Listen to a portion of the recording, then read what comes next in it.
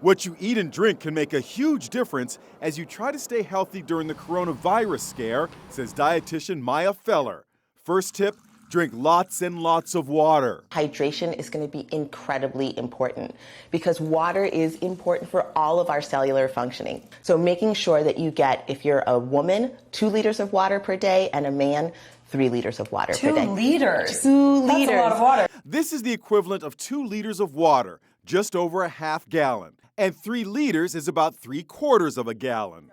Feller tells reporter Allison Hall that certain foods can boost your immune system. So what you really want to do is look toward foods like these, things that are in their whole and minimally processed form. Berries are rich in antioxidants. Strawberries specifically, I really want to take a bite of this one, are a great source of vitamin C. We've got blueberries. These darker skin ones tend to have resveratrol, also really important for your immune function. Almonds, one of my absolute favorite, filled with protein, fiber, vitamin E, also important for immune function. Garlic and onion are known for their antioxidant capabilities as well as antimicrobial capabilities. Fiber is also important for your immune system to ward off germs and viruses. So spinach and the apple and the eggplant, really, really great for getting your daily fiber. Fish is highly recommended. Salmon and their omega-3 fatty acids and the lean proteins, also really important in all of your body's functions. And what about eggs? Those will help my immune system too? Oh my goodness, eggs,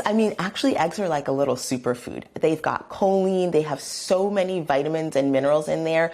Incredible source of protein. Foods to give you that extra punch during these anxious days. An anxious day around the world with Wall Street suffering its worst day since 2008.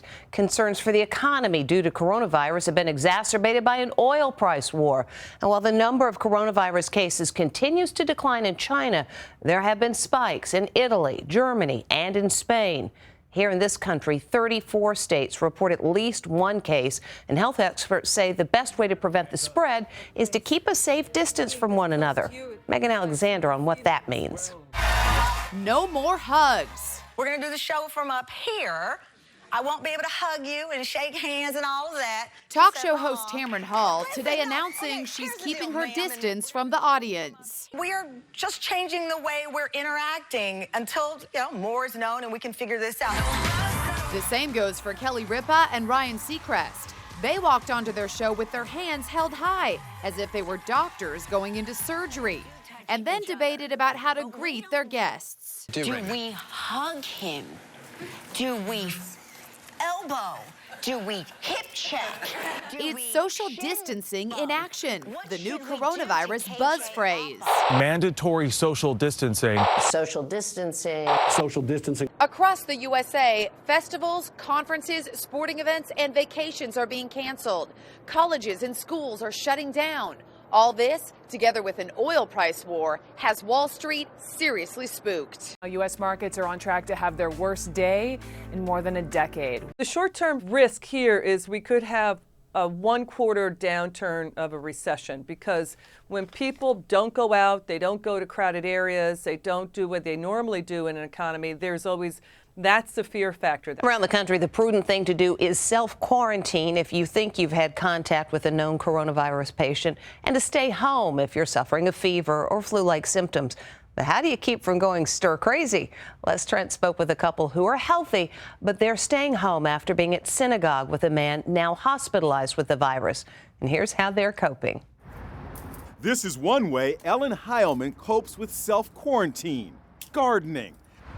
And this is how her husband Samuel gets his exercise: walking laps around the yard. Literally walking in circles. Yes. Samuel and Ellen are in self-imposed isolation at their home in Westchester County, New York, after attending the same synagogue as lawyer Lawrence Garbaz, who is hospitalized in critical condition with coronavirus. We are currently in quarantine until the 14th. 73-year-old Samuel is a professor of sociology. He's trying to make the best of his situation by working on a book at home. 72-year-old Ellen, a psychologist, is seeing her patients via FaceTime. On downtime, she's also making the best of these difficult days. I'm trying to organize my household, catch up on reading, and even a little yoga. Ellen, you're gone stir crazy. They've even made a lighthearted video for their grandkids in which Ellen tries to escape quarantine. Ellen, get away from the window! Thousands of Americans are now believed to be in self-quarantine. Now, lifestyle expert Trey Bodge has advice for anyone in quarantine or facing quarantine in the future. It's a good time to organize your basement. It's a good time to iron your clothes or do some sewing projects. Things like that to keep you busy will be great, especially if you're home for 2 to 3 weeks. Disinfecting the home is a quarantine must. Those common areas is what's really important here. So what that means is anything that you may have touched that other members of your family or guests may have touched. So doorknobs, banisters, counters, anything like that should be wiped down with disinfectant wipes or disinfectant spray to make sure that you're killing those germs. And here's a quarantine no-no. You don't want to share linens, towels, anything like that with anyone else in your family.